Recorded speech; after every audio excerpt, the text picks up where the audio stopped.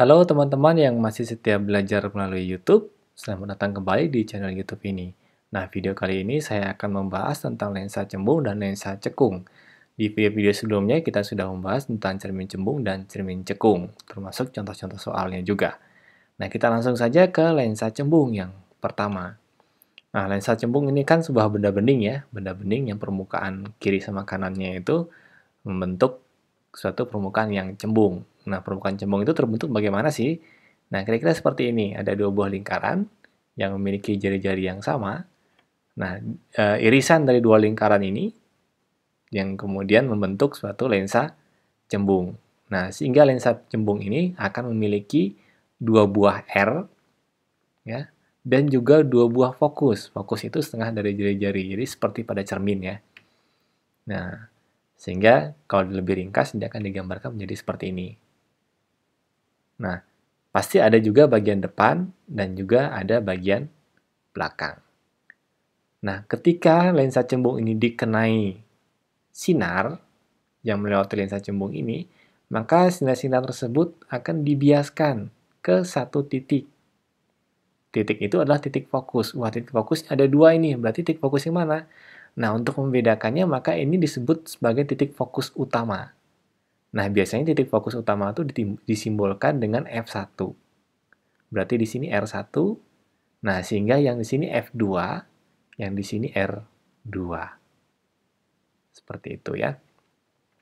Nah, ini cahaya yang dibiaskan berkumpul di satu titik, sehingga sifatnya konvergen. Jadi seperti pada cermin cekung, konvergen. Nah, pada lensa cembung itu memiliki fokus positif. Nah, sehingga lensa cembung disebut juga sebagai lensa positif. Nah, karena lensa cembung disebut juga sebagai lensa positif, maka untuk gambar-gambar berikutnya tidak lagi menggunakan gambar seperti ini, tapi cukup menggunakan garis yang kemudian diberi lambang tanda positif. Nah, untuk bayangan ada di depan itu maya tegak, kalau di belakang itu nyata terbalik. Ini kebalikan dari cermin. Kalau di cermin itu di depan nyata terbalik, kalau di lensa di depan itu maya tegak. Ya. Nah, dengan posisi seperti ini berarti ini bagian depan, jadi fokus utamanya ada di bagian belakang. Lensa cembung itu fokus utamanya ada di bagian belakang.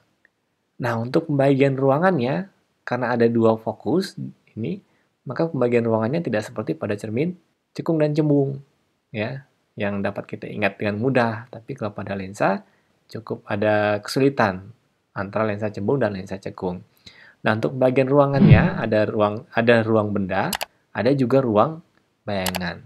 Nah, untuk lensa cembung, ruang benda itu ruang 1, 2, 3 itu ada di bagian yang 2, yaitu F2 sama R2. Sedangkan untuk ruang 4 itu adalah di area fokus utama. Nah, untuk ruang bayangan itu ada di bagian depan. Ya, semua area di bagian depan lensa itu adalah ruang bayangan. Sementara ruang 1, 2, 3 itu ada di bagian belakang lensa. Nah, kemudian ada sinar-sinar istimewa pada lensa cembung. Sinar yang pertama itu sinar datang sejajar sumbu utama dibiaskan melalui fokus utama, ya, F1. Nah, sinar datang melalui fokus 2 dibiaskan sejajar sumbu utama. Sinar yang datang melewati pusat lensa O akan diteruskan dan tidak dibiaskan. Ya. Nah, pembentukan bayangan pada lensa cembung terjadi jika ada perpotongan minimal 2 sinar pantul. 2 sinar bias, salah ya. Ini 2 sinar bias. Nah, misalnya yang pertama, ini permainan kata ya sebenarnya. Sinar datang sejajar sumbu utama dibiaskan melalui fokus. Nah, sinar yang datang ini harus melewati ujung benda. Jadi, ini seperti menghubungkan garis. Ingat ya, bahwa sinar itu merambat lurus. Ya, sinar itu merambat lurus. Nah, karena sinar datangnya harus sejajar sumbu utama dan melewati ujung benda, ya, ini sumbu utama yang ini ya, maka berarti garisnya akan datar.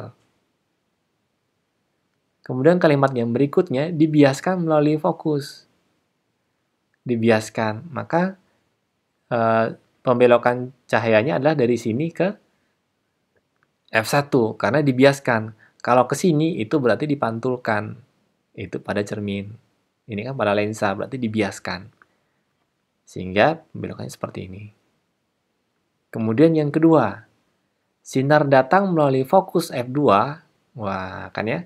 Sinar datang melalui fokus f2 berarti sinar yang datang harus lewati ujung, harus juga melewati fokus f2. Maka kita tinggal menghubungkan ujung ini sama fokus f2 ini. Ingat, berupa garis lurus, karena sinar itu merambat lurus, cahaya itu merambat lurus. Sehingga garisnya seperti ini. Nah, dibiaskan sejajar sumbu utama, maka pembelokan cahayanya sejajar sumbu utama. Nah, dari sini sebenarnya sudah terlihat bahwa di sini itu sudah ada perpotongan dua sinar bias. Ya, dua sinar bias, maka berarti bayangan itu ada di sini. Nah, kita gambar aja sekalian yang ketiga. Ini sinar yang paling gampang. Ya. Sinar yang datang melewati pusat lensa akan diteruskan atau tidak dibiaskan, sehingga seperti ini. Nah, disinilah bayangannya berada. Nah, untuk lensa cembung ini beda posisi bendanya ini akan beda juga posisi bayangannya, terutama sifat bayangannya ya. Sifat bayangannya. Jadi pada lensa cembung itu sifat bayangannya bisa beda-beda. Ya, bisa berbeda-beda. Seperti seperti cermin cekung. Seperti yang terjadi pada cermin cekung. Nah, seperti itu ya. Nah, kalian bisa coba sendiri kalau bendanya ditaruh di ruang 2 atau taruh di ruang 1. Kalau misalnya di bagian belakang ini tidak ada sinar yang berpotongan, maka carilah yang di bagian depannya, yaitu dengan memperpanjang sinar-sinar biasnya. Nah, sekarang ke lensa cekung. Nah, lensa cekung itu kira-kira seperti ini. Ada dua buah lingkaran, sama ya. Buah lingkaran dengan jari R yang sama besar. Nah, ini kalau kita tambah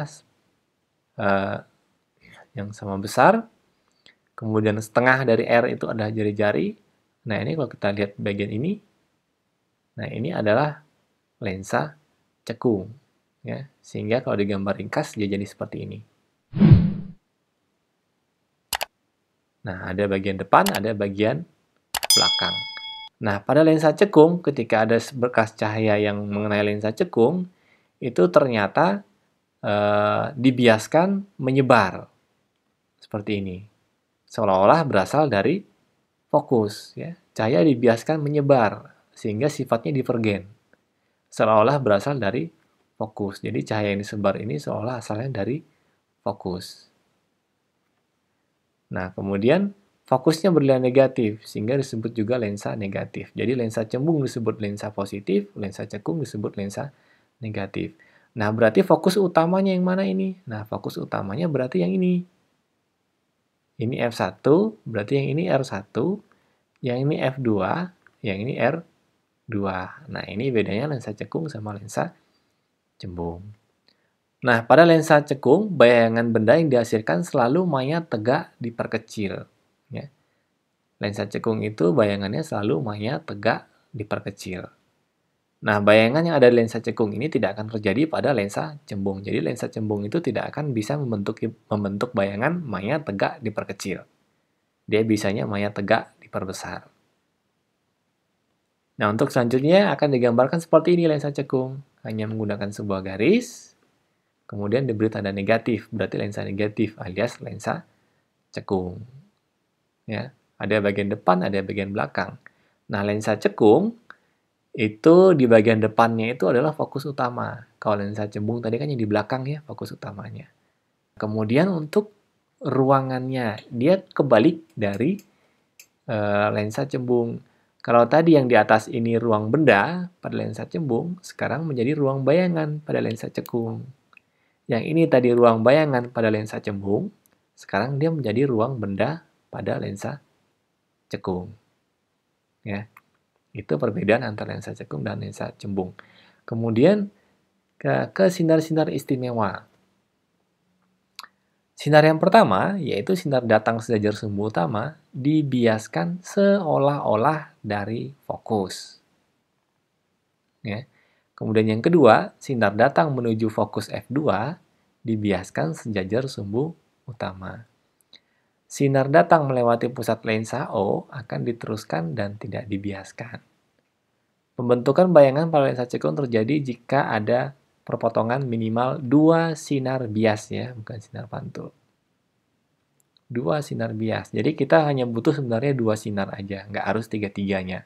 Kalau 2 sinar aja kita sudah menemukan perpotongan sinar bias, maka tidak perlu dilanjutkan dengan sinar yang lainnya. Nah, sinar yang pertama, sinar datang sejajar sumbu utama, berarti kan seperti tadi, sinar datang tuh harus melewati ujung benda dan merambat lurus. Sejajar sumbu utama, maka berarti garisnya akan datar sampai ke lensanya. Nah, ketika sudah mengenai lensa, dia dibiaskan seolah-olah dari fokus, ya. Dibiaskan seolah-olah dari fokus, sehingga karena dibiaskan seolah-olah dari fokus utama, fokus 1, maka menjadi ke atas sana garisnya. Nah, seperti itu. Kemudian yang kedua, sinar datang menuju fokus F2. Wah, ini fokus F2 ada di sini nih. Berarti sinar datang itu harus melewati ujung benda,